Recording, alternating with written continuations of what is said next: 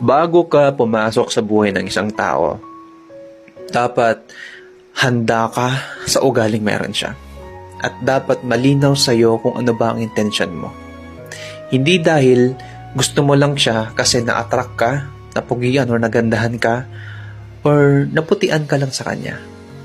Dapat malinaw sa'yo na kaya mo gusto pumasok sa buhay niya kasi gusto mo maging parte ng buhay niya. At handa ka sa ugaling meron siya. Kapag pumasok ka na sa buhay niya, responsibilidad mo na siyang alagaan, mahalin, at iingatan. Hindi para baliwalain lang. Remember na kapag nagmahal ka, parte na yan ng pang-araw-araw mo na buhay. Kasi commitment yan.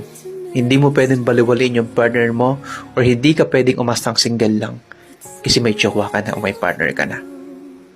At isa pa,